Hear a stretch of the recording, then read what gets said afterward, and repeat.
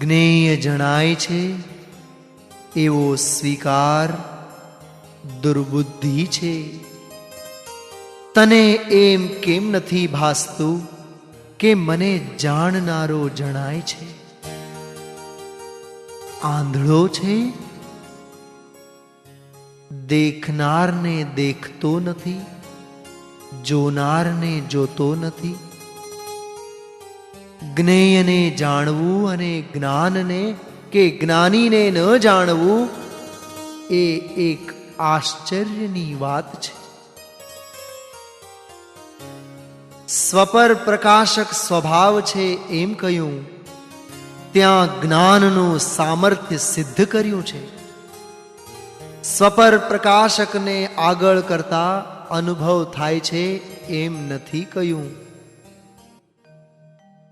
વ્યવહારને સાધન કહ્યું છે તે ભૂત નૈગમને કહ્યું છે.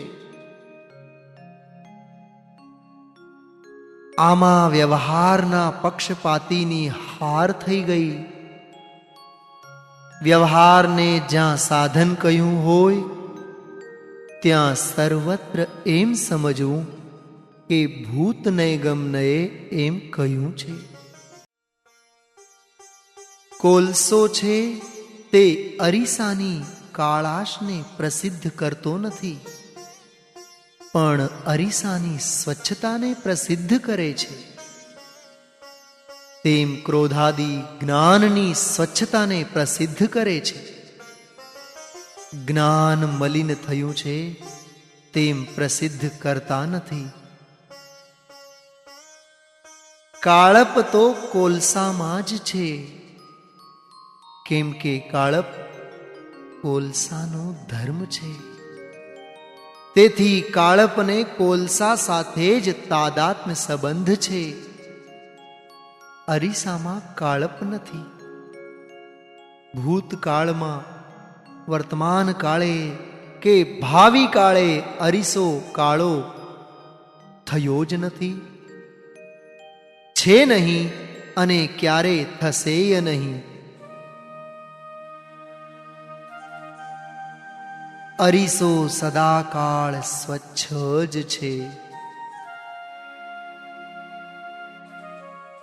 તેવી રીતે અજ્ઞાન દશામાં બંધાયેલ કર્મોનો ઉદય આવતા તે જ્ઞાન પદમાં જણાય છે.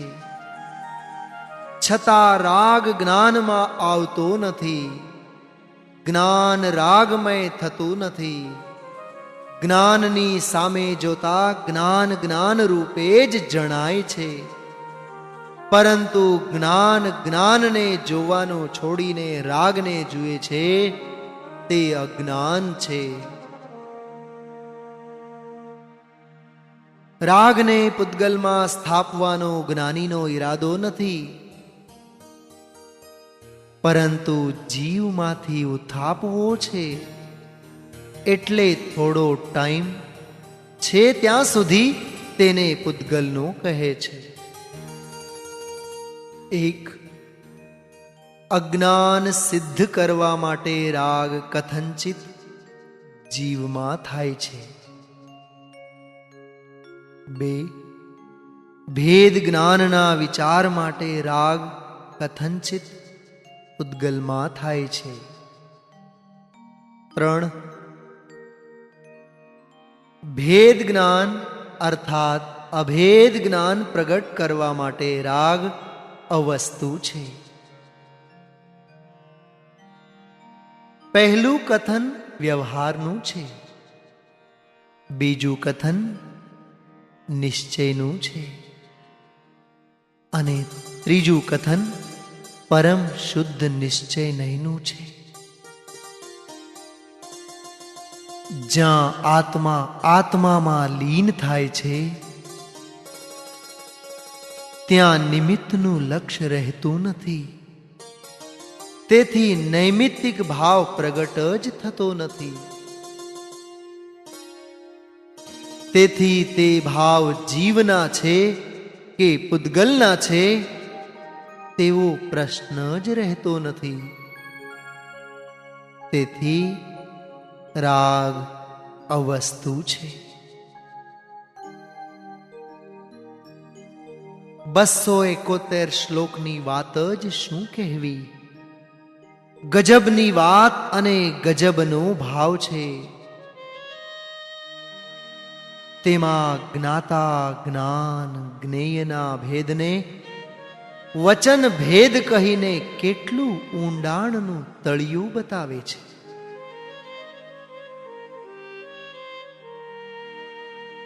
જ્ઞાનીના વ્યવહારના વચન પકડીને અજ્ઞાની અજ્ઞાન પોષે છે. ગજબ છે ને, જ્ઞાનીના વચન અજ્ઞાનમાં ક્યારે પોષક થાય? ન જ થાય. નિયમસાર પરમાર્થ પ્રતિક્રમણ અધિકારમાં અનુમોદનાનો બોલ ગજબનો છે. કરું નહીં, કરાવું નહીં, પણ અનુમોદના એટલે આમ હોય તો ઠીક, કેવળ જ્ઞાન હોય તો ઠીક, કર્મ જાય તો ઠીક. આવી સૂક્ષ્મ પર્યાય બુદ્ધિનો નિષેધ કરાવ્યો છે. એક કાર્યના બે કરતા ન હોય. ઉદ્ગલ કર્મને શુદ્ધ પર્યાયનો કરતા કહીને હું તેનું કરતા નથી તેમ સિદ્ધ કર્યું છે.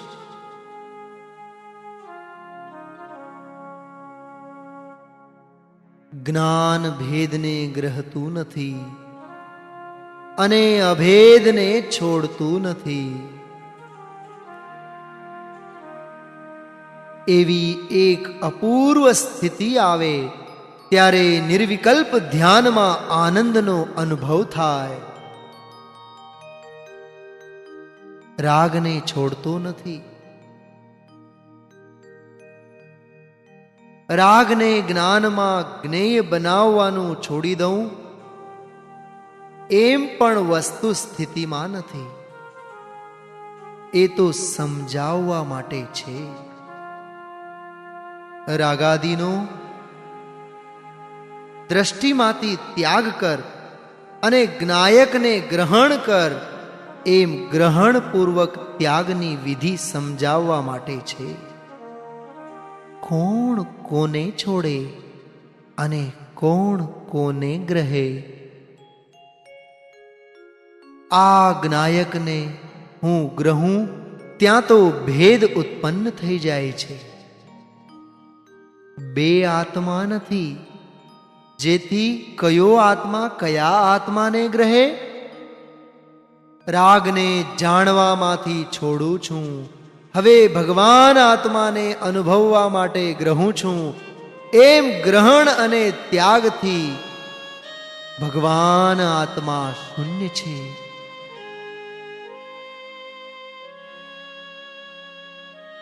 જેવો છે તેવો છે.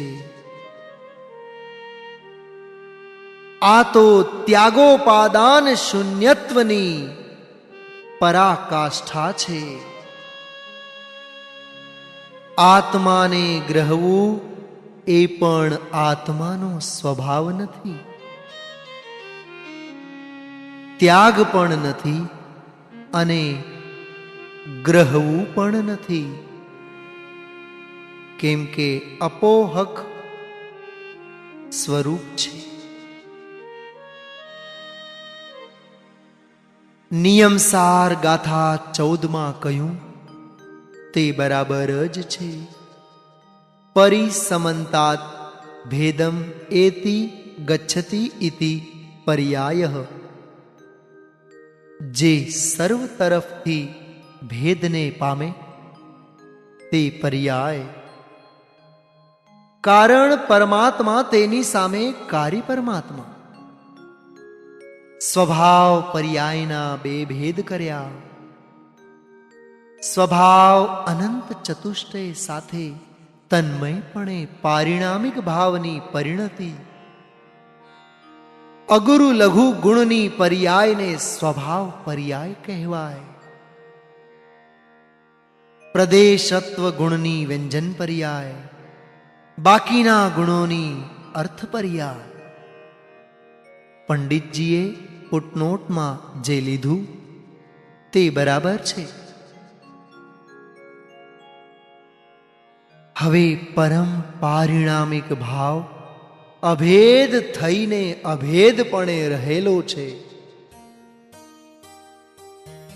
ગુણીમાં જે પરમ પારિણામિક ભાવ તન્મય છે તે જ ગુણમાં તન્મય છે. હવે ગુણમાં પરમ પારિણામિક ભાવ તન્મય છે તેવો ભેદ કર્યો તો એ કારણ શુદ્ધ પર્યાય છે. તેથી કારણ શુદ્ધ પર્યાયનું જ્ઞાન કરી તેને સંકેલીને અંદરમાં ચાલ્યું જવું. આત્માનો વ્યવહાર આત્મામાં હોવા છતાં તેને ઓળંગી જા, તેને સંકેલીને અભેદમાં આવી જા. કેમ કે ભેદના લક્ષ્ય ભેદનો નિષેધ ક્યારેય થતો નથી, પરંતુ અભેદના લક્ષ્ય ભેદનો નિષેધ થાય છે. તેથી ભેદને આગળ કરવા જેવો નથી. ભેદનું સ્વરૂપ સમજીને અભેદને આગળ કરતા ભેદો ક્યાંય ચાલ્યા જતા નથી, પણ તેનું લક્ષ્ય છૂટે છે અને છૂટે જ છે.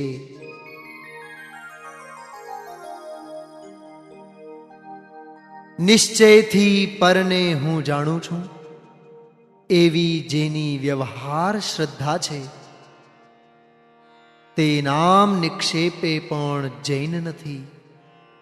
નિશ્ચયથી પરને જાણતો નથી એવી વ્યવહાર શ્રદ્ધા જેને થઈ તે નામ નિક્ષેપે જૈન છે. એકલી નિશ્ચયની વાત જ્ઞાન જ જણાય છે એટલું કહે ત્યાં સુધી અજ્ઞાનીને ચૈન નથી પડતું. જ્ઞેયો પણ જણાય છે એમ કહે ત્યારે તેને ચૈન થાય છે. આ તો વ્યવહારનો પક્ષ છે.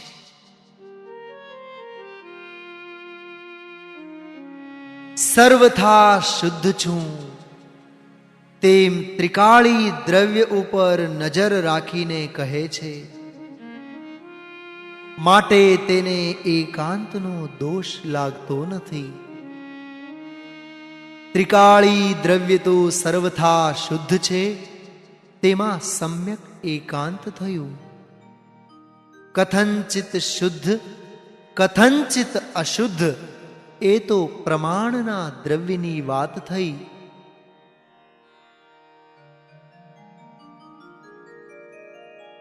પંચાધ્યાયીમાં રાગને મૂર્તિક કહ્યો છે. ઇન્દ્રિય જ્ઞાનનો વિષય મૂર્તિક જ છે. રાગને ઇન્દ્રિય જ્ઞાન જાણે છે માટે રાગ મૂર્તિક છે, આ ન્યાય કહ્યું.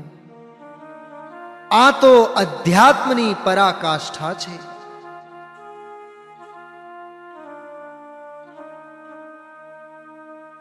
સવિકલ્પ નિશ્ચય નહીંના પક્ષમાં આવે તેને વિશેષનો પ્રબળ નિષેધ આવે છે.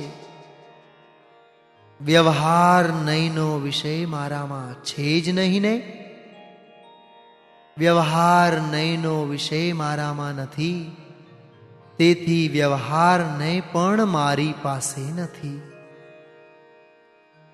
બીજાને તો ઘડીભર એમ લાગી જાય કે આ શું કહે છે. નિશ્ચય નહીંની વાત હજમ કરવી મુશ્કેલ છે.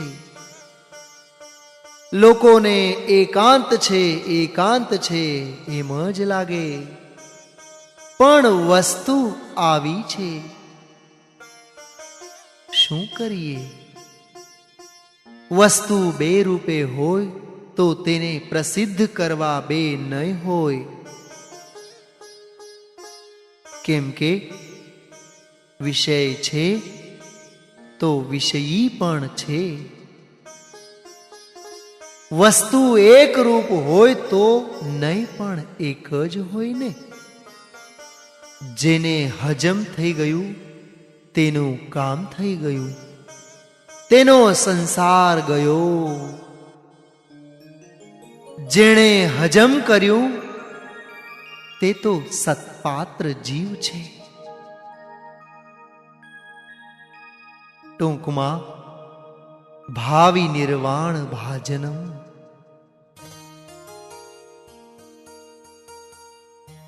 જ્ઞાની થયા પછી શું હોય એ વાત તો જાણવાની છે. અજ્ઞાની એ જ્ઞાની કેમ થવું, આ વાત ઉપાદેયની છે. ખાસ સમજવા જેવી આ વાત છે. પૂજ્ય ગુરુદેવ શ્રીની વાણીમાં અજ્ઞાની જ્ઞાની કેમ થાય એ વાતની મુખ્યતા જ આવતી હતી. સમ્યક દર્શનને બાધક થાય એ બધોય અભિપ્રાય છોડવા જેવો છે. બધોય વ્યવહાર નિષેધવા જેવો છે. વ્યવહારના નિષેધ વિના નિશ્ચય પ્રગટ નહીં થાય. વ્યવહાર મારતો નથી, પણ વ્યવહારનો પક્ષ જીવને મારી નાખે છે.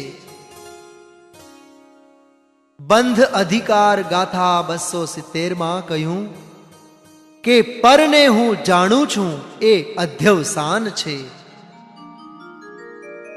પ્રવચનસાર ગાથા 239 એનાથી પણ સૂક્ષ્મ વાત લીધી છે.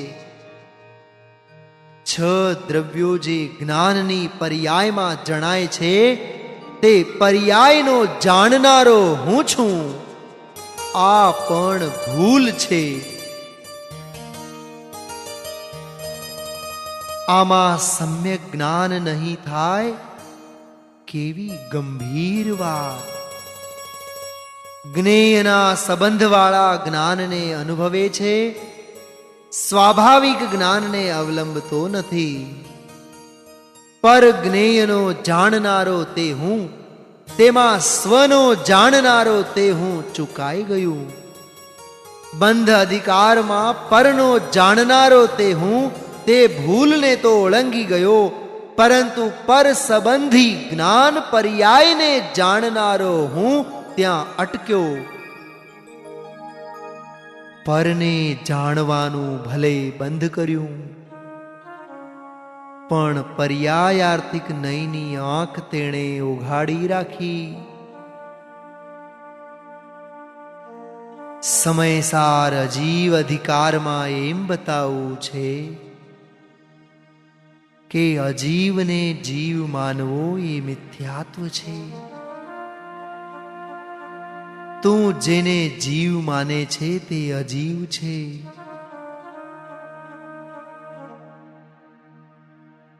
ઉત્તરોત્તર સૂક્ષ્મ ગાથાઓ છે. અજીવ અધિકાર સમયસારમાં ઊંચામાં ઊંચો અધિકાર છે. વર્ણાદિક સર્વથા પૂદગલના પરિણામ છે, અને જીવ સર્વથા પરિણામથી રહિત છે. બધાય પરિણામને પૂદગલના કયા. તેમાંથી એમ નીકળ્યું કે જીવને પરિણામ જ ન હોય. શુદ્ધ ભાવ અધિકારમાં તો પરિણામ આત્મામાં નથી એમ કહ્યું. તેમાં કોઈ એવું કાઢી શકે કે આત્મામાં કથનચિત નથી. જ્યારે અજીવ અધિકારમાં જે કહ્યું તેમાં તો કથનચિત લગાડી જ ન શકાય. પૂદગલ દ્રવ્યના પરિણામને કથનચિત કેમ કહેવાય? આવી રીતે જ નિર્વિકલ્પતા થાય. આમાં દ્રષ્ટિનો વિષય આવ્યો. દ્રષ્ટિના વિષયમાં કથનચિત લાગુ પડતું જ નથી, કારણ કે દ્રષ્ટિ નિર્વિકલ્પ છે, સર્વથા નિર્વિકલ્પ છે.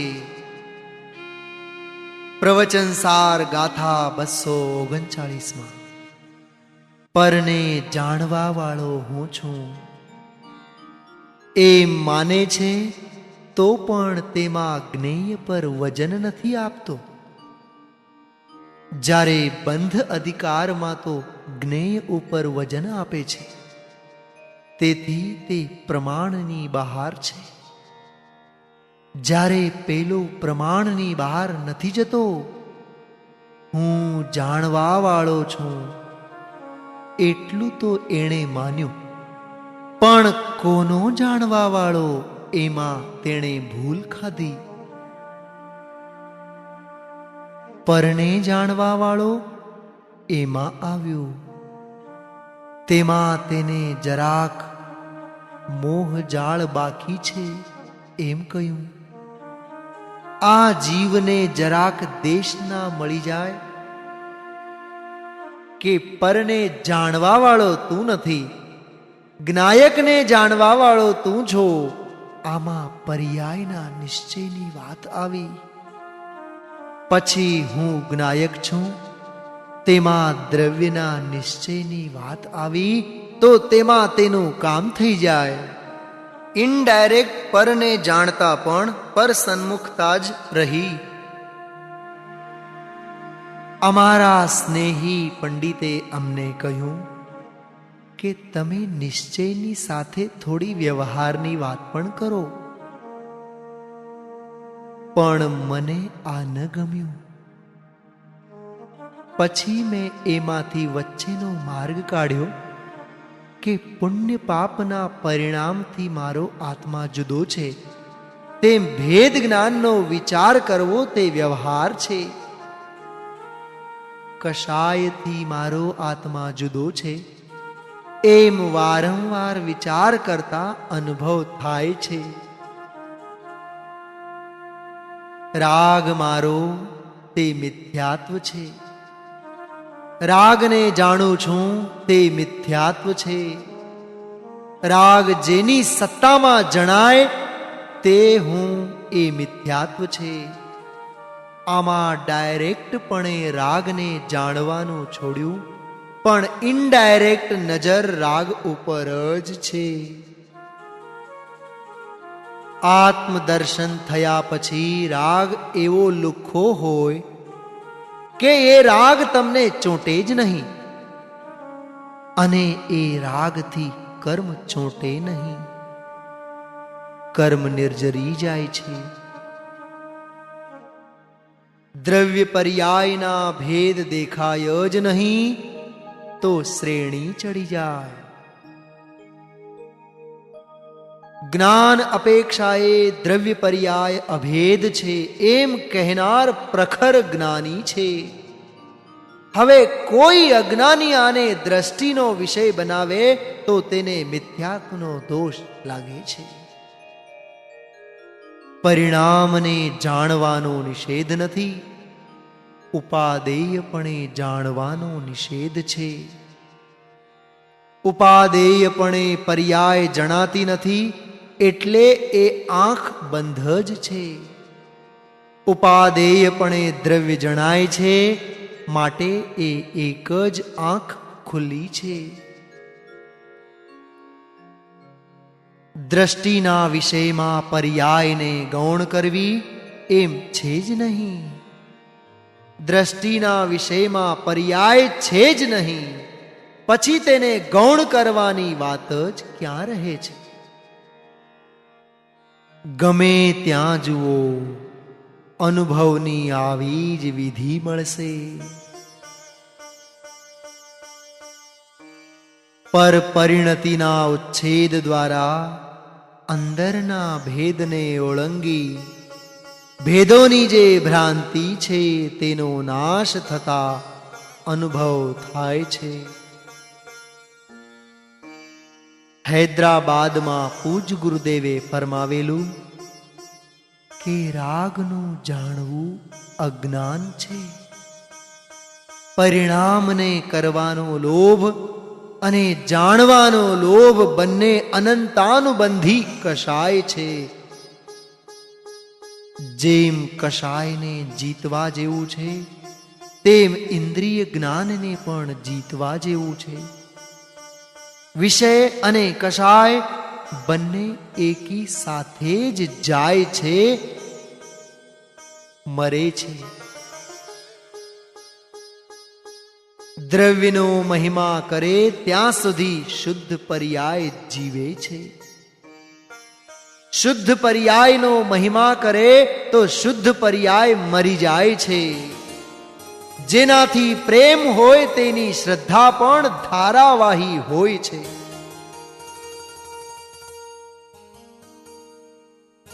સ્પેશિયલ કર્તા કર્મ અધિકાર સમયસારમાં જ છે. કર્તા કર્મનું રહસ્ય સમજ્યા વિના કર્તા બુદ્ધિ ગળતી નથી. તો ટળે તો ક્યાંથી? શરૂઆત વાળા જીવોને પહેલા કર્તા કર્મ અધિકાર વાંચવાની મારી ખાસ ભલામણ છે. આત્મા કેવળ જ્ઞાન માત્ર સ્વભાવ વાળો હોવાથી અને પરિણામથી રહિત હોવાથી તે જાણનાર જ છે. તેથી કરવું ભોગવું આત્માના સ્વભાવમાં જ નથી. એવો અકારક અવેદક જ્ઞાયક ભાવ તે દ્રવ્યનો નિશ્ચય છે. અને તે જ્ઞાયક આત્માને જાણવા માટે જ્ઞાનની પર્યાયમાં જે સ્વપર પ્રકાશકપણું છે, તેમાંથી પરને જાણવાનો નિષેધ કરી એકલા સ્વપ્રકાશક જ્ઞાન વડે જાણનારો જ જણાય છે. ખરેખર પર જણાતું નથી. આ જ્ઞાનની પર્યાયનો નિશ્ચય છે. બે નિશ્ચય મળે ત્યારે સ્વાનુભવ થાય છે. જેમ ધ્યેયમાં થવું નથી, તેમ અનાદિ અનંત જ્ઞેયમાં પણ થવું નથી. અભેદ જ્ઞેય અનાદિ અનંત છે, તે નિશ્ચય છે. અભેદ થાય છે, તે વ્યવહાર છે. અભેદ જ્ઞેય અનાદિ અનંત છે એમ કહીને પરાકાષ્ઠા કહી દીધી. કહેવા જેટલું બધું કહી દીધું. થોડું કહ્યું, ઘણું કરીને જાણજો. અભેદ છે તો અભેદ કરવું ક્યાં છે? અભેદ છે ત્યાં તો બધું અભેદ થઈ જાય છે. અભેદ છું એમ જ્ઞાનમાં આવે, એની જ પર્યાય અભેદ થશે. અભેદ થાય છે, પણ અભેદ છું એના ઉપર વજન હોવું જોઈએ. સમજાવવા માટે ધ્યેય જ્ઞેયના ભેદ છે, અનુભવ માટે નથી. જ્ઞેયમાં ભેદ પડે તો સમ્યક જ્ઞાન ન થાય. અનુભવમાં ધ્યેય જ્ઞેયનો ભેદ દેખાતો નથી. તો 14 ગુણસ્થાન તો ક્યાંથી દેખાય? એને તો પૂતગલના પરિણામ કયા છે. જાણનારો જણાય છે. એમાં બે પ્રકારના વ્યવહારનો નિષેધ સહેજ આવી જાય છે. જાણનાર જણાય છે, એક વાક્યમાં બધો સાર છે. લાંબુ કરશો તો લપસી જશો. ભેદ પ્રભેદને જાણવાની જિજ્ઞાસા રાખવા જેવી નથી. આ તો મહામંત્ર છે. જાણનાર નથી જણાતો, આનો જ પ્રવાહ રહેશે તો અનુભવ ક્યારેય નહીં થાય. જાણનાર જણાય છે, પ્રવાહ ફેરવી નાખ તો અનુભવ થશે. સર્વાંશે પરાધીનતા સારી નથી. અંદર ચિંતવન મનન કરીને બેસાડવાનો પ્રયત્ન કરવો.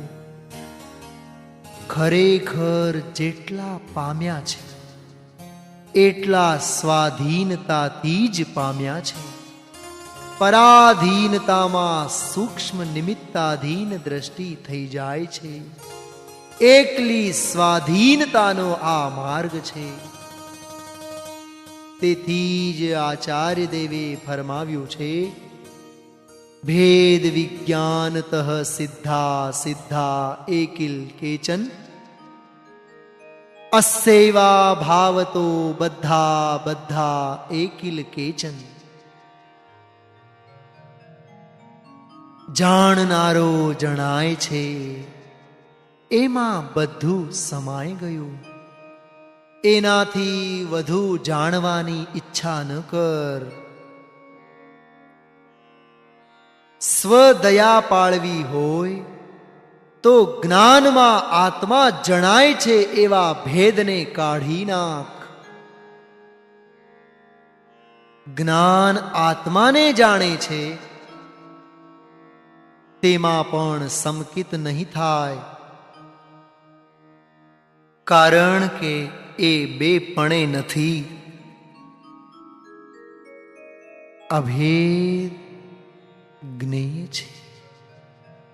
આત્મામાં જ્ઞાન છે તો આત્માનો સ્વાદ ચાલ્યો જાય છે. આત્મામાં જ્ઞાન નથી. ભેદને ઓળંગવાની આ વિધિ છે. જ્ઞાયક છે તે જ્ઞાન પર્યાયથી સર્વથા ભિન્ન છે, અને જ્ઞાન છે તે જ્ઞાયકથી કથંચિત અભિન્ન છે. શ્રદ્ધા પરિણામને અભાવરૂપ સ્વીકારે છે, ત્યારે જ્ઞાન તેને ગૌણ કરીને જાણે છે. વિરોધ જેવું લાગે પણ અવિરોધ છે. વિરોધ છે જ નહીં. ઉપયોગ લક્ષણ તે દિવ્ય જ્ઞાન છે, કેમ કે તે પરાવલંબી નથી, પરમ સ્વાધીન છે. વિવક્ષાનો અભાવ નહીં કરો ત્યાં સુધી ઉપયોગ લક્ષણ ખ્યાલમાં નહીં આવે.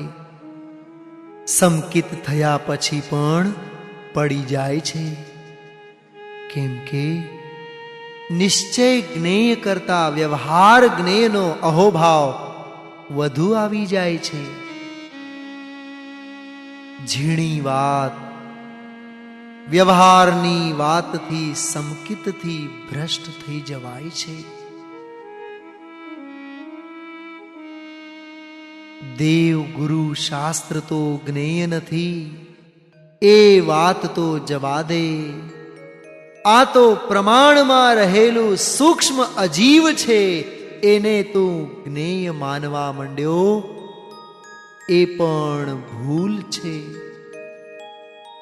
સમ્યક દર્શનનો કાળ પાકે છે ત્યારે છેલ્લે નિશ્ચય નહીંનો વિકલ્પ એને રહી જાય છે. એનું નામ જ્ઞાન નથી, અજ્ઞાન છે. કેમ કે નય છે મનનો ધર્મ છે, જ્ઞાનનો ધર્મ નથી.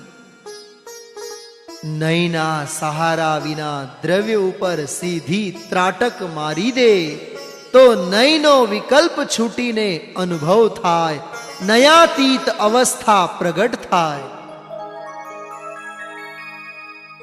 આત્મા સમસ્ત નય રાશિનો અવિષય છે. નય છે તે માનસિક રોગ છે. જ્યારે નય અસ્ત પામે ત્યારે સ્વાભાવિક જ્ઞાન ઉદિત થાય છે. સંસાર મોક્ષની સિદ્ધિ કરતા પણ સંકિત નહીં થાય, કેમ કે સાપેક્ષમાં આવ્યો તો સંકિત ક્યાંથી થાય? જેમાં સંસાર મોક્ષ નથી તેવા નિરપેક્ષને જો તો મોક્ષ થઈ જશે. જ્યાં સંસાર છૂટવાનો કાળ આવ્યો ત્યાં સાપેક્ષમાં અટકી ગયો. વ્યવહાર નહીં તો સ્વભાવનો ઈશારો નથી કરતો, ઉલટું ભેદને બતાવે છે. જ્યારે નિશ્ચય નહીં તો સ્વભાવનો માત્ર ઈશારો કરે છે. એવી નિશ્ચય નહીંથી પણ અનુભવ થતો નથી. નિશ્ચયને હરિજન છે તે અંદર સુધી ન આવે. જેમ પટ્ટાવાળો ચક્રવર્તી સુધી ન આવે તેમ કટકા કેમ કરો છો? તું દ્રવ્ય કે પર્યાયને અભિન્ન માનીને બેઠો છે, માટે માર્મિક વાત નિશ્ચય નહીં શુદ્ધ જ્ઞાન પણ નથી અને શુદ્ધ જ્ઞેય પણ નથી. આટલું વિચાર. જ્ઞેય ભલે ઝળકે પણ એ જ્ઞાનનો સંબંધ જ્ઞેય સાથે છે કે આત્મા સાથે? જ્ઞાનનો સ્વભાવ પરનું લક્ષ્ય કરવાનો નથી, તેમ સ્વનું અવલંબન છોડવાનો પણ નથી.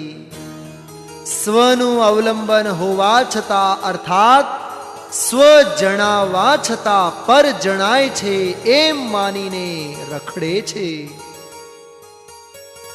પર સાથે કરતા કર્મની વાત તો છે જ નહીં. જ્ઞાતા જ્ઞેયના વ્યવહારને પણ હમણાં સમાપ્ત કરવો છે.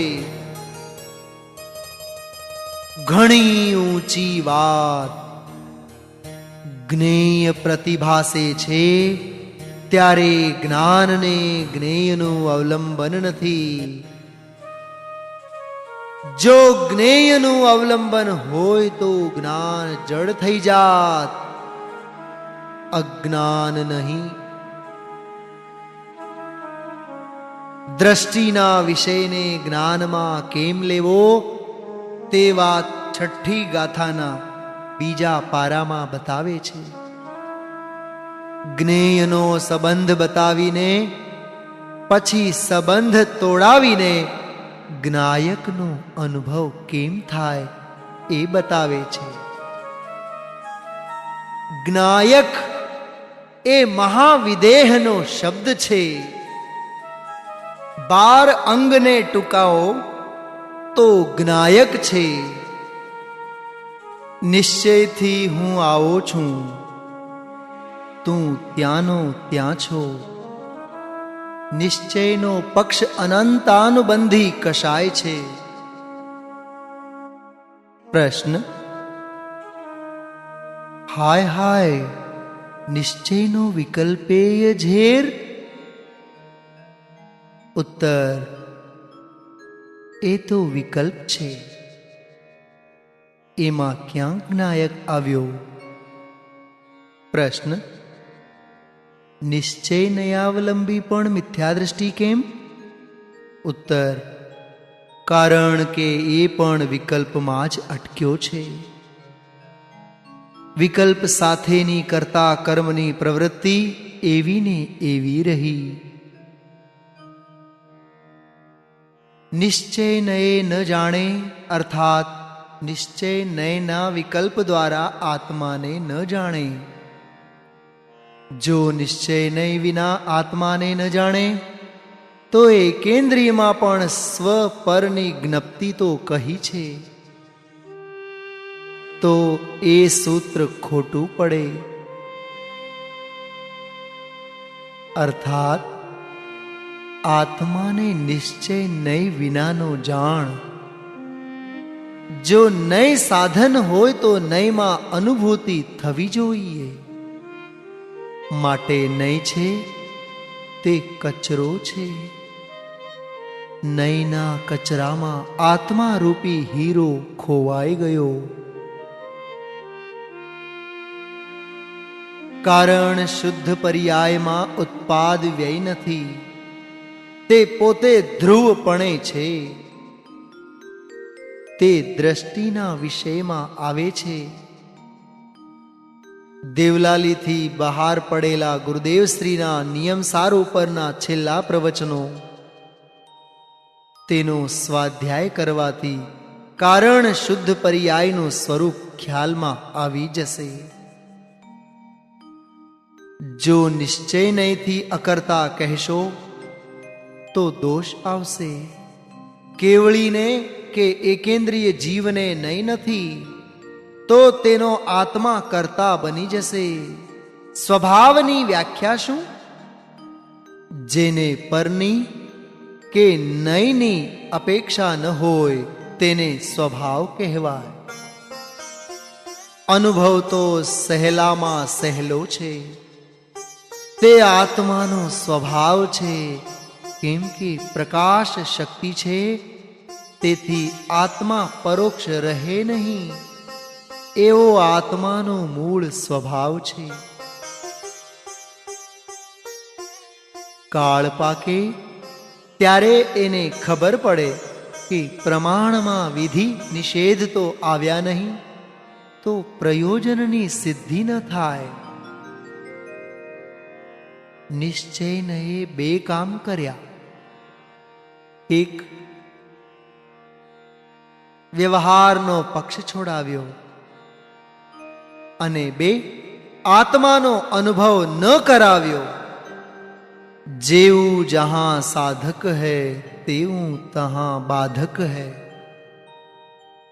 માટે આત્મા સમસ્ત નય રાશિનો અવિષય છે, અર્થાત જ્ઞાનનો વિષય છે.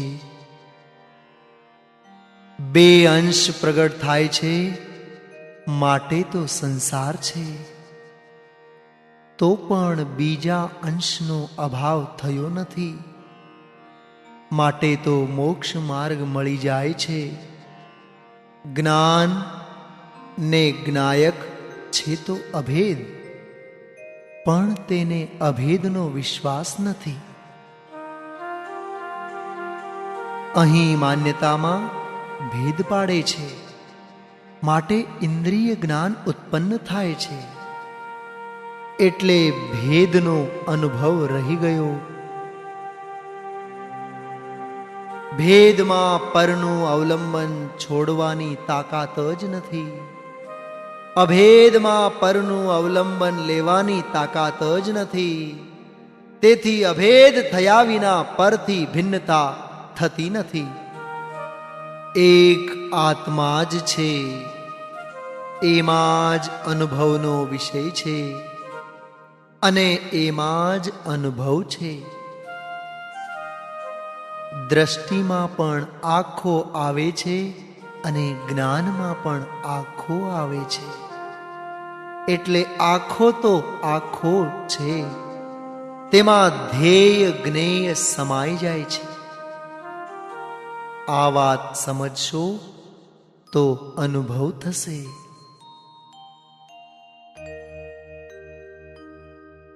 આ હું પોતે જ જાણનાર છું. જે અપરિણામે છે ને, એને પોતાને એમ લાગે છે કે પોતે પરિણામી હોય, પરંતુ સ્વાનુભવ દશામાં આ અપરિણામી પરિણામી એવા કોઈ નામ રહેતા નથી. બધા નામ ધોવાઈ જાય છે. આ હું પોતે જ જાણનાર છું.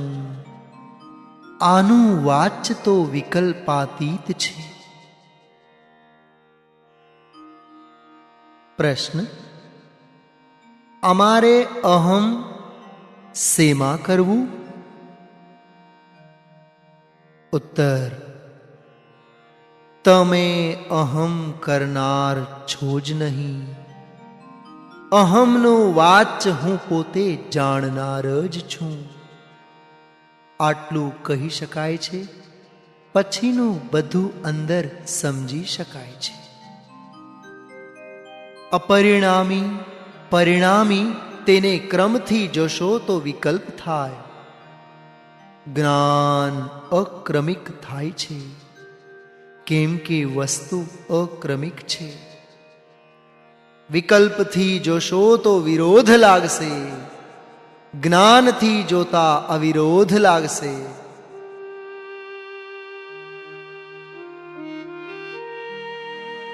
જ્ઞેય અનાદિ અનંત છે, એ પણ ખૂબ સમજવા જેવું છે. તે વાત સમયસાર 17-18 ગાથામાં કહી છે. આવું અનાદિ અનંત જ્ઞેય છે તેમ ખ્યાલમાં આવતા સાદી અનંત જ્ઞેય થઈ જાય છે. જ્ઞેયનું અભેદપણું ખ્યાલમાં આવતા દ્રષ્ટિ અને જ્ઞાનનું લક્ષ્ય ભગવાન આત્મા છું તેમ ત્યાં એકાગ્ર થઈ જાય છે અને અભેદ થઈ જાય છે.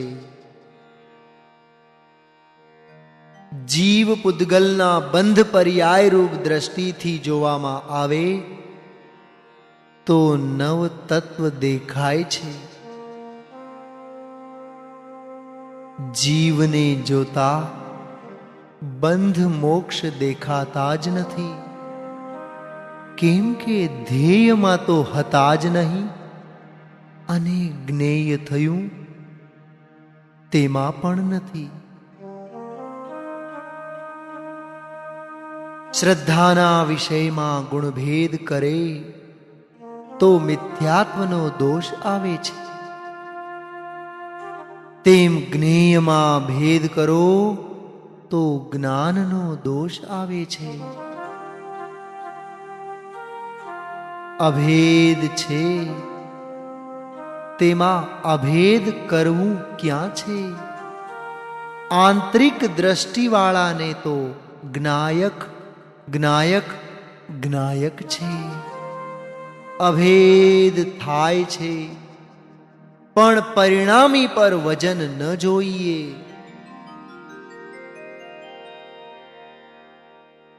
કેવો છે સૂર્ય? પ્રકાશથી સર્વથા ભિન્ન છે, પણ પ્રકાશ છે તે સૂર્યથી કથંચિત અભિન્ન છે. જ્ઞાયક અભેદ છે એ નિશ્ચય કોઈ અપૂર્વ છે. અભેદ થાય છે એ નિશ્ચય પણ કોઈ અપૂર્વ છે. બંને અભેદમાં વિકલ્પની ઉત્પત્તિની ગુંજાઈશ જ ન રહે. સર્વોત્કૃષ્ટ વસ્તુ બહાર આવી. જ્ઞાયક તો જ્ઞાયક જ છે. જ્ઞાયક તો એક જ છે. એક ધ્યેયરૂપ જ્ઞાયક પરિણામ માત્રથી સર્વથા ભિન્ન છે અને અનંત ગુણમયી છે. બે જ્ઞેયરૂપ જ્ઞાયક તે જ્ઞાયકને જ જાણવા રૂપે પરિણમે છે. બંને અભેદ છે. એ બંને અભેદને જુદા જુદા સારી રીતે સમજવા જોઈએ. પછી કહે છે, બેને સમજીને એક જ્ઞાયકને જ અનુભવો. અભેદ જ્ઞેય કહીને અભેદની પરાકાષ્ઠા કહી દીધી. કહેવા જેવું બધું જ કહી દીધું. બહારથી તત્વ મેળવવાના ભાવમાં ખેદ થવો જોઈએ. ઇન્દ્રિય જ્ઞાન રોકાતું નથી, તેનું કારણ આ છે, નિમિત્ત પાસેથી મેળવવાની ભાવના. ઉપાદાન તરફ વળે તો ઇન્દ્રિય જ્ઞાનનો વ્યાપાર રોકાઈ જાય. સાંભળજો જરા, અનાદિ અનંત જ્ઞેયમાં રાગ નથી. જરા ધ્યાનથી સાંભળજો. આ જ્ઞેયમાં નવ તત્વો નથી. આ ટોપ મોસ્ટ વાત છે, ઊંચામાં ઊંચી વાત છે.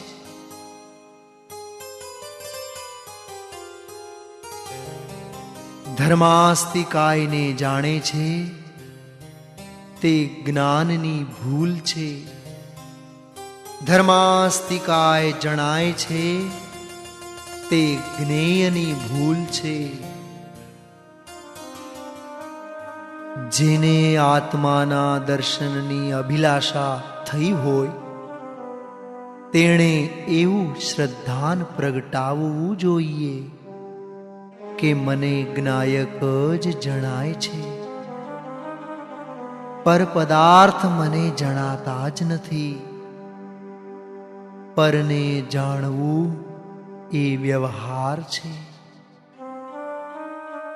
એ વ્યવહારનો નિષેધ આવવો જોઈએ. વ્યવહાર નહીંના વિષયનો નિષેધ કરવો એ બહુ બળવાન જીવનું કામ છે.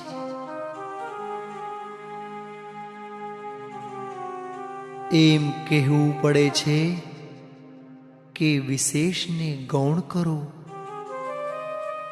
બાકી વિશેષને જોવાનું બંધ કરી દે. પુરુષાર્થનો ઘાત થાય ત્યારે વિશેષને જોવાના ચક્ષુ ખુલે છે.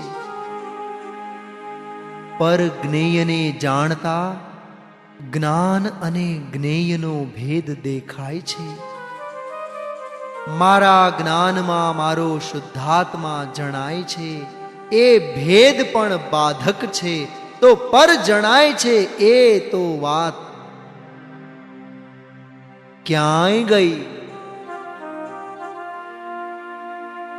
હું જ્ઞાન અને હું જ્ઞેય તે આંગણામાં આવી ગયો. એ ભેદને ઓળંગતા અનુભવ થાય છે. પરને જાણવાની પ્રવૃત્તિ તે સ્વચ્છંદતા છે. તેમ ઇષ્ટોપદેશ ગાથા 21માં છે. રાગનું કારણ જીવ એક સમય પણ બને તો એક સમય તે સૌ સમય થઈ જાય. કારણ તેને કહીએ જેના સદભાવમાં કાર્ય થાય જ. દુઃખના કારણપણે આત્માને શ્રદ્ધામાં લીધો છે તે મિથ્યાત્વ છે. સુખરૂપ આત્માનું દુઃખનું કારણ ક્યાંથી થાય? પ્રકાશ અંધકારનું કારણ ક્યાંથી થાય? અમૃત ઝેરનું કારણ ક્યાંથી થાય? આનંદનો અનુભવ આવે પછી જ્ઞાન પોતાનું જ્ઞેય બદલાવતું જ નથી. જે ઉપયોગ ફરે છે તે ઉપયોગ જ્ઞાનીનો નથી. જ્ઞાનીનું જ્ઞાન તો ફરતું જ નથી, તે અફર હોય છે. જ્ઞાનની પર્યાયનો જ્ઞાયકને અભેદપણે જાણવાનો સ્વભાવ છે. આ વાત બેસશે તો કાંઠે આવી ગયો સમજવું. અનુભવ પછી ભેદને જાણવું એ પણ વિભાવ છે. અભેદને જાણવાનો જ જ્ઞાનનો સ્વભાવ છે. અત્યારથી નક્કી કરો કે સમકિત થયા પછી પણ મારે અભેદને જ જાણવું છે, ભેદને જાણવું જ નથી. નય જ્ઞાન ક્રમે થાય છે, પ્રમાણ જ્ઞાન અક્રમે થાય છે. નય જ્ઞાનમાં હેય ઉપાદેય હોય છે, કારણ કે તેમાં ક્રમ પડે છે. પ્રમાણમાં ક્રમ પડતો નથી, તેથી તેમાં હેય ઉપાદેય હોતું નથી.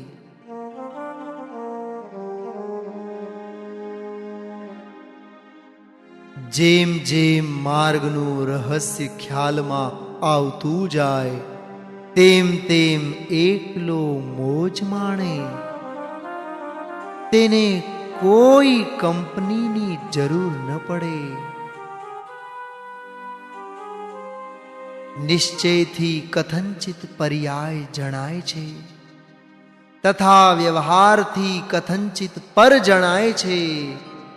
એવા પ્રમાણને ગૌણ કરીને નિશ્ચયમાં લાવ્યા કે તારી જ્ઞાન પર્યાય જ જણાય છે. હવે અંદરમાં આવવું સહેલું છે.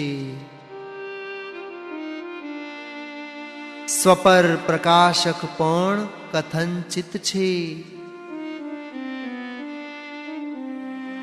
એ તો કોહિનૂરનો હીરો છે. પર્યાયને જોવાનું બંધ કરી દે. આત્માને સ્પર્શી જાય એવી આ વાત છે. દ્રવ્ય પર્યાય બંનેને જો એમ પ્રથમ ન કહ્યું, અંદરના નિશ્ચય પર પ્રકાશકને છોડીને એકલા સ્વને જો. પહેલા સમ્યક દર્શન ઉત્પન્ન થવામાં નયપૂર્વક પ્રમાણ છે, પછી ટકવામાં પ્રમાણની કે નયની કોઈ અપેક્ષા નથી. નિર્વિકલ્પ અનુભવમાં તો ભેદ કે પર જણાતા નથી. સવિકલ્પમાં ભેદ જણાય, પણ તેની રુચિ નથી. ભેદ જ્ઞાનની વીણા વાગે છે. રુચિના કાન ખુલ્લા હશે, તેને સંભળાશે. ન જાણવાનું જાણવા માંડ્યો અને સામાન્ય જાણવાનો રહી ગયો. માટે અનાદિ મિથ્યા દ્રષ્ટિ એ વિચારવું જોઈએ કે હું પરને જાણું છું, સ્વપરને જાણું છું કે સ્વને જ જાણું છું. આ ત્રણમાંથી કઈ વાતને આગળ કરવાથી અનુભવ થાય તે ખાસ વિચારો.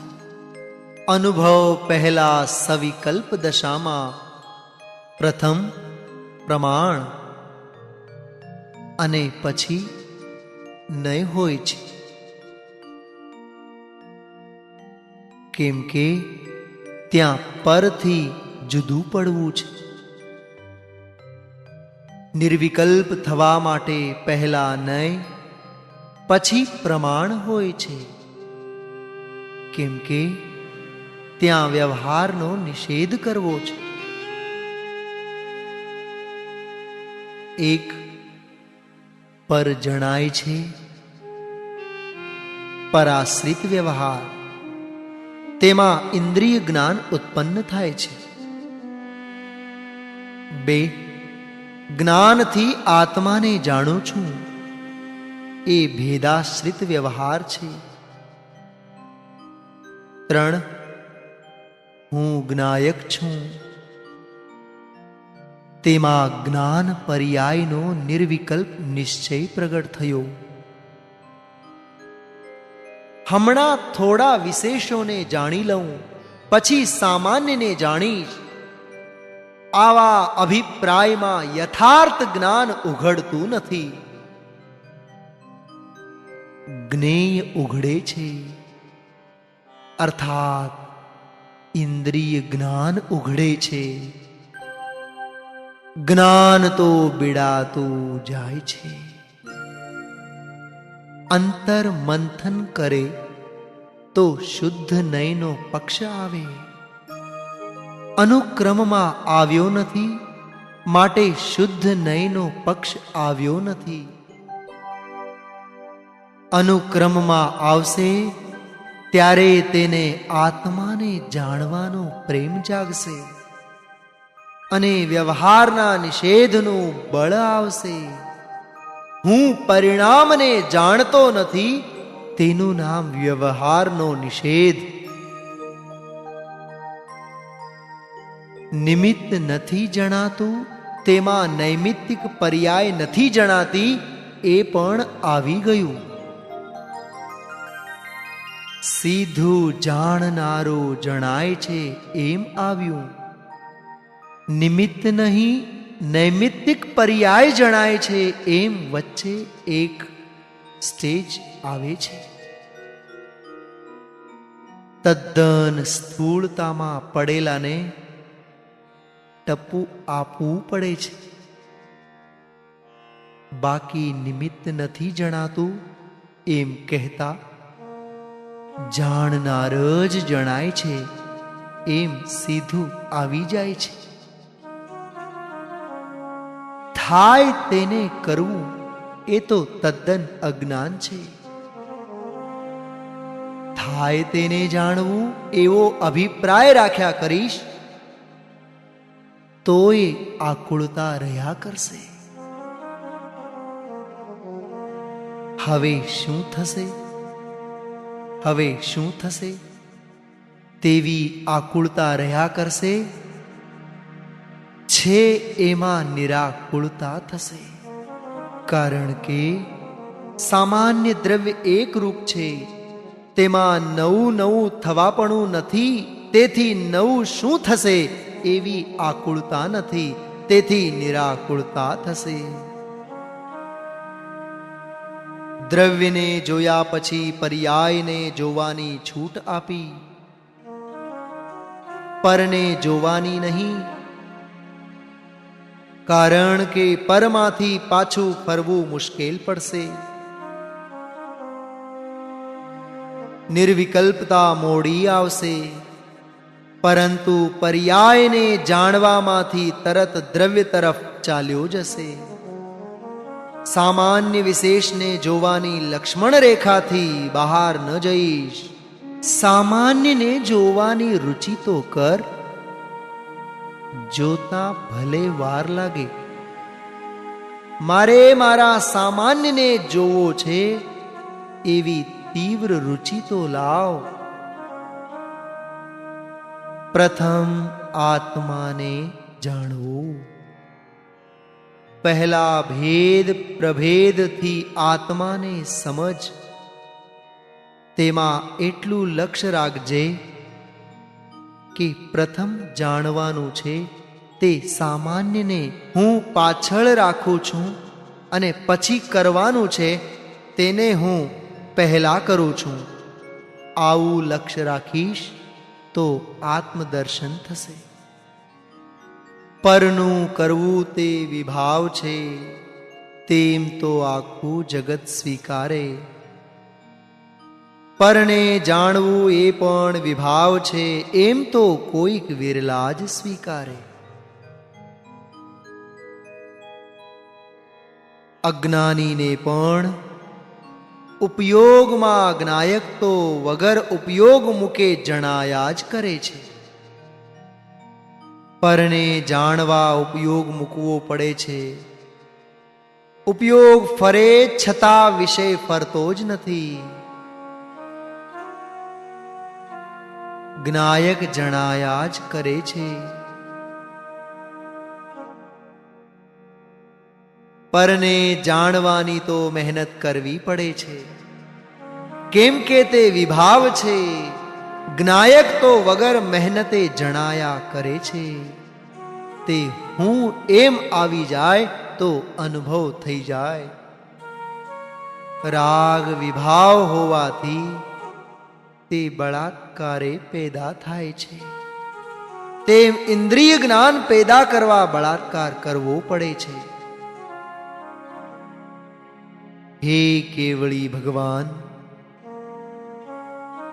પરને જાણવાનો તારે પ્રયત્ન નથી કરવો પડતો, તેમ હું પણ વગર પ્રયત્ને જાણું. પ્રયત્ન કરીને જાણવાનો મારો સ્વભાવ નથી. અભિલાષા પૂર્વકનું જાણવું તે વિષય છે.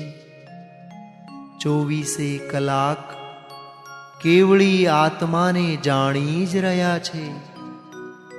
તું પરને જાણવા ઉપયોગ ઘુમાવતો નથી, તો હું શા માટે પરને જાણવા ઉપયોગ ઘુમાવું? હું તો મારા આત્માને સાદી અનંત કાળ જાણ્યા કરું. ઈચ્છા થાય ત્યારે જ ઉપયોગ ઘૂમે છે. પરને જાણવાનો સ્વભાવ નહીં હોવાથી ઉપયોગ ત્યાં ટકતો નથી. પરને જાણવાની ઈચ્છા કરવી પડે, તેથી તે સ્વભાવ નથી. જ્યારે સામાન્ય જીવ તત્વને ઉપાદેય સિદ્ધ કરવું હોય, ત્યારે શુદ્ધ પર્યાય પણ પૂતગલના પરિણામ છે. મમતા છોડવા આમ કહ્યું છે. ક્ષાયિક ભાવમાં મીઠાશ રહી જતી હતી કે મને કેવળ જ્ઞાન થાય તો ઠીક, એ છોડાવવા પૂતગલના પરિણામ કયા? સવિકલ્પ નય એ નિર્વિકલ્પ નયનું ખરેખર કારણ નથી, કેમ કે એ મિથ્યાત્વના પરિણામ સહિતનો વિકલ્પ હતો. ત્યાં સુધી હાથમાં કાંઈ નથી આવ્યું. તે હોય ખરું અને પછી તેનો અભાવ થઈને થાય ખરું, પરંતુ તેને આગળ કરવા જેવું નથી. જો તેને આગળ કરે તો વ્યવહારનો સૂક્ષ્મ પક્ષ રહી જશે. પરને જાણતો નથી એમ પણ કહેવું પડે છે. જ્ઞાની વિના પરને જાણવાનો નિષેધ કોઈ કરાવી શકે જ નહીં. બીજાની તાકાત નથી. પુણ્યથી ધર્મ ન થાય એમ તો કોઈ અજ્ઞાની કહે, પણ પુણ્યને જાણવાનું બંધ કર એ આકરી વાત છે. આત્મા રાગાદિ વિકારનો કથનચિત કરતા છે તેવું સ્વરૂપમાં નથી. સર્વથા અકર્તા છે. અત્યાર સુધી કોઈ આત્માએ રાગને કર્યો નથી. જો કુંભાર ઘડાનો કરતા હોય તો આત્મા રાગને કરે. અપૂર્વ વાત છે. રાગાદિ વિકારને નિશ્ચય પરમાત્મા નિશ્ચય નયે કરતો નથી અને વ્યવહાર નયે પણ કરતો નથી. એનું જો કરતાપણું રાખવું હોય તો સ્વાશ્રિત નિશ્ચયને જ્ઞાનને એ કરે છે. સ્વભાવ દ્રષ્ટિથી એટલે કે નિશ્ચય દ્રષ્ટિથી જોતા જ્ઞાનને પણ વ્યવહારને કરે છે. સૂક્ષ્મ દ્રષ્ટિથી જોતા તે ઉપચારથી પણ જ્ઞાનનો કરતા નથી. આ એકદમ સૂક્ષ્મ વાત છે. આત્મા વ્યવહારથી જ્ઞાનનો કરતા છે એટલું કહેવામાં પણ દ્રષ્ટિના વિષયમાં મચક આવી જાય છે. માટે દ્રષ્ટિના વિષયનું જ્ઞાન કરવા ઉપચારથી પણ કરતા નથી એમ કહેવાય છે. 271 શ્લોક કળશ ટીકામાં છે. સ્વસંવેદન, બસ તને તારું અભેદ ભાવે વેદન. જ્ઞાનનો વિષય જ આટલો છે, આ જ એનું કાર્ય છે. આના ઉપર ઊંડાણથી વિચાર કરજો, તમારું કામ થઈ જશે. ધ્યેય અને જ્ઞેયની વાત જેમ મૂળ છે તેમ આ વાત પણ મૂળ છે. સ્વસંવેદન એટલે સમ્યક પ્રકારે સ્વનું સંવેદન. વેદન તે સમ્યક જ્ઞાન છે. સ્વસંવેદન ઇઝ ઇક્વલ ટુ સ્વપ્રકાશક. જ્ઞાનનું આ જ યથાર્થ સ્વરૂપ છે અને આ યથાર્થતાની પરાકાષ્ઠા છે. માત્ર જાણવું અભેદપણે તે નિર્વિકલ્પ સમ્યક જ્ઞાન છે. જ્ઞેયને ભેદને જાણવું તે સવિકલ્પ સમ્યક જ્ઞાન છે. આ વાત ઘણી જ મહત્વની છે. સમયસારજી શાસ્ત્ર ગાથા 6, 11, 14, 17, 18, 144, 186 અને પ્રવચન સારની 114મી ગાથા બધામાંથી આ વાત જ નીકળે છે કે પ્રથમ આત્માને જાણ. આ બધી ગાથાઓ અત્યંત માર્મિક ગાથાઓ છે. અકર્તા છું અને જ્ઞાયકનો જ્ઞાતા છું, આ વાત ઊંચામાં ઊંચી અને પરમ સત્યની છે. આમાં ઊંડા ઉતરવા જેવું છે. જીવનમાં આટલી વાત મંથનપૂર્વક બેસે તો ન્યાલ થઈ જાય. આમાં ઘણો માલ ભર્યો છે. કરતાપણું જીતાય તો ઘણો નજીક આવી ગયો છે. જ્ઞાતાપણામાં આવી જશે અને જ્ઞાયકનો જ્ઞાતા બનશે. આટલું સારભૂત છે. આમાં તો 12 અંગનો સાર સમાયેલો છે. જેને સ્વપ્રકાશક બેસશે, તેમાં જેને પ્રમોદ રહેશે, તે નિશ્ચયમાં નિશ્ચયથી આવી ગયો. તે નિકટ ભવી છે એમ મને લાગે છે. અનેકાંત પાછળ આખું જગત મરી જાય છે. એ અનેકાંત નય અને પ્રમાણથી સાધી શકાય છે. અનેકાંતોપ્યનેકાંત પ્રમાણ નય સાધનમ.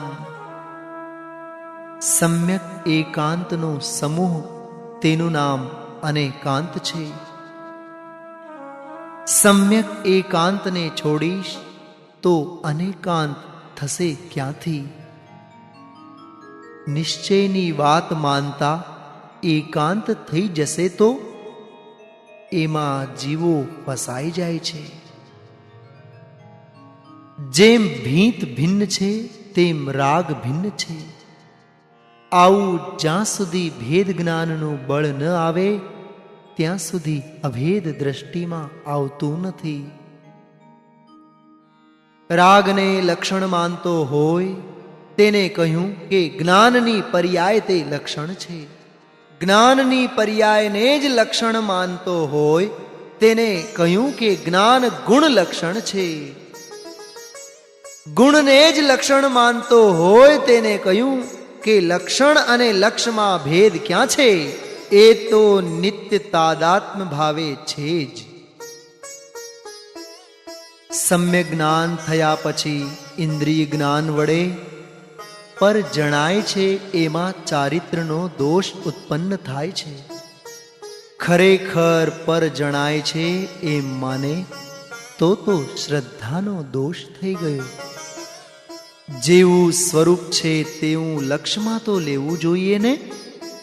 પરિણમન ભલે પછી થાય. પરને જાણતો નથી એમાં પરનો પ્રતિભાસ થતો નથી એમ નથી કહ્યું, પણ એ પ્રતિભાસને ઉપયોગાત્મક ન કર એમ કહેવું છે.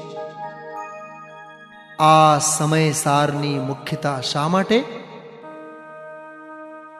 કુંદ પ્રભુનું ત્રીજું નામ શા માટે? કે તેમાં ભેદ જ્ઞાનના મંત્રો ભર્યા છે. સમયસાર ગાથા 181 આવે છે કે સકળ કર્મોના સંવરનો ઉપાય ભેદ જ્ઞાન છે, તેથી તેની પ્રશંસા કરે છે. ભેદ જ્ઞાન મહામંત્ર છે. આ તો કુંદ પ્રભુની મહાન દેન છે. ભેદ જ્ઞાનની કિંમત સમાજમાં બહુ ઓછી છે. જેટલા સિદ્ધ થયા તે બધા ભેદ જ્ઞાનના બળે જ થયા છે. ધરસેન આદિ બધા ભાવલિંગી સંતોએ ભેદ જ્ઞાનનો જ મંત્ર આપ્યો છે. ખરેખર તો બધાને ઊર્ધ્વપણે જ્ઞાન જ જણાઈ રહ્યું છે. અંતર લક્ષ ન હોવાથી જ્ઞાન જ જણાઈ રહ્યું છે એમ ખબર પડતી નથી. મારામાં રહેલા ભેદો એ પણ મારા જ્ઞાનનો વિષય નથી, મનનો વિષય છે. આવું જાણવાથી ભેદનો ઉત્સાહ ઢીલો પડી જાય છે. અભેદનો ઉત્સાહ અપ્રતિહત ભાવે વધી જાય છે.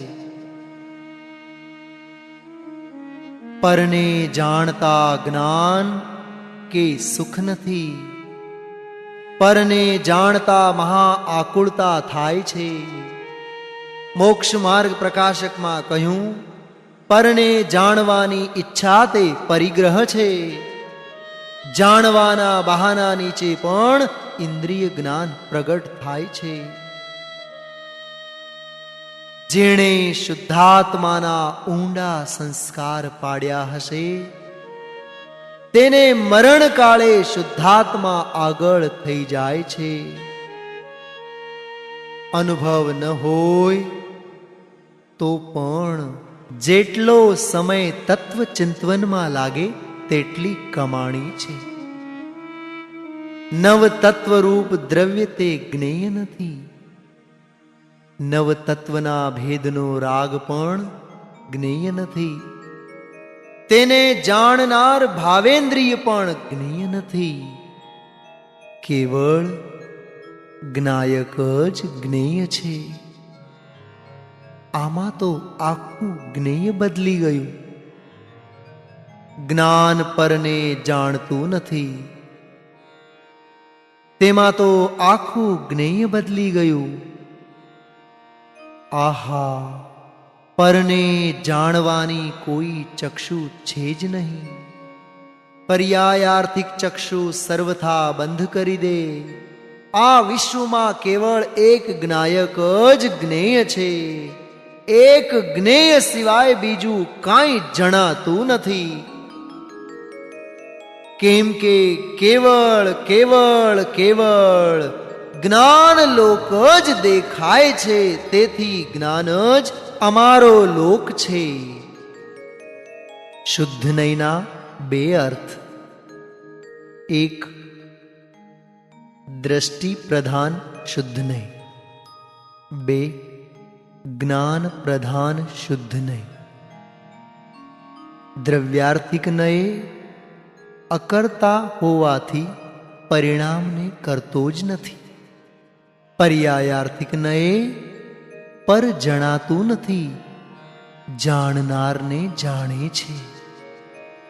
જ્ઞાન પર્યાય છે તે ગુણ ભેદને કે પર્યાય ભેદને જાણતી નથી. પ્રવચનસાર 114મી ગાથા. પર્યાયાર્થિક ચક્ષુને બંધ કરી છે અને શુદ્ધ નયથી દ્રવ્યને જુએ છે. હવે શુદ્ધ નયથી જ્ઞાનની પર્યાયનું સ્વરૂપ જુઓ. નિશ્ચય નયથી જ્ઞાનનું સ્વરૂપ સ્વને જ જાણવાનું છે, તેને શુદ્ધ નય કહે છે. અંદરમાં જ્ઞાન પર્યાયનો જે સ્વપર પ્રકાશક વિભાગ છે તે વિશેષ ભાવ છે, તેથી તેને જાણતા અનુભવ ન થાય. શુદ્ધ નયથી જોતા આત્મા અકર્તા દેખાય છે. શુદ્ધ નયથી સામાન્યને અવલોકતો દ્રવ્યનું જ જ્ઞાન થાય છે તેમ વિશ્વાસ આવતા દ્રવ્ય દૃષ્ટિ થાય. એટલે જે ધ્યેય રૂપે જે જ્ઞેય છે તે ધ્યેય ઉપાદેય રૂપ જ્ઞેય થાય છે. શુદ્ધ નયનો વિષય ધ્યેય તેમાં તો શુદ્ધાત્મા જ છે, પણ જાણવા માટે પણ જ્ઞાયક જ જ્ઞેય છે. આ પ્રમાણે શુદ્ધ નય સ્વપ્રકાશક જ છે. તેનો વિષય શુદ્ધાત્મા તે જ ઉપાદેય છે. આનંદની પર્યાય પણ બહિર્તત્વ છે, અંતઃતત્વ નથી. ત્રિકાળી આત્મા જ અંતઃતત્વ છે. ગાથા 15માં કારણ શુદ્ધ પર્યાય કહી.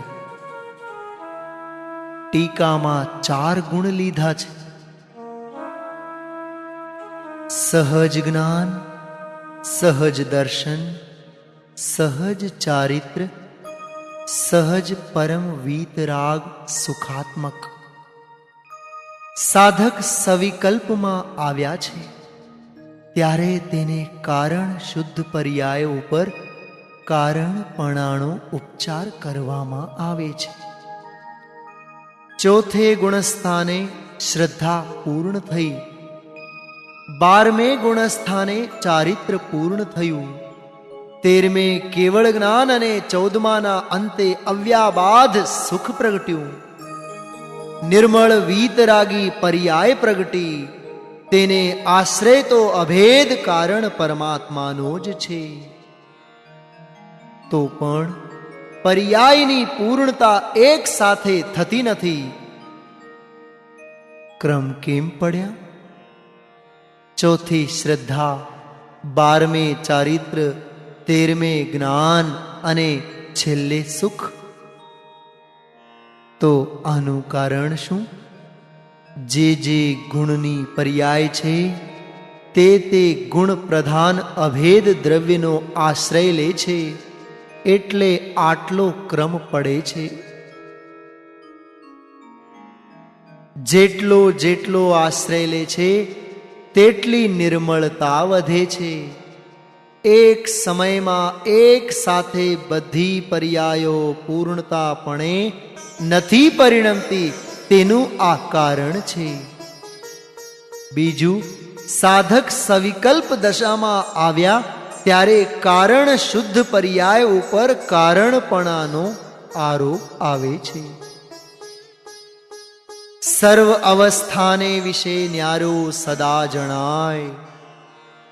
ભાવ બંધ અને ભાવ મોક્ષ તે સર્વ અવસ્થાથી સદા ન્યારો રહે છે. જુદું ક્યારે રહે કે તે મય ન થાય ત્યારે. આમાં 12 અંગનો સાર છે. સર્વ અવસ્થા કહીને પર્યાય છે એમ સિદ્ધ કર્યું. પરંતુ ભૂતાર્થ નહીંથી જોતા એક જ્ઞાયક ભાવ જ પ્રકાશમાન છે, ન્યારો સદા જણાય છે. પ્રશ્ન: જાણેલો પ્રયોજનવાન તેમ શાસ્ત્રમાં આવે છે ને? ઉત્તર: એને જાણે છે મન, અને ઉપચારથી કહેવાય કે તેને આત્મા જાણે છે. આદરેલો પ્રયોજનવાન હાથમાં આવે પછી જાણેલો પ્રયોજનવાન બરાબર કહેવાય. વહેલી સવારે ઠલ્લે જતા હતા ત્યારે પૂજ ગુરુદેવ બોલ્યા, લાલભાઈ, અભેદમાં ભેદ દેખાતો નથી. આહા! સુપ્રભાતે 37મા શ્લોકનો સાર કહી દીધો. ગુરુદેવ બધું જ કહી ગયા છે. બધું અનુભવ પ્રમાણ કરવું.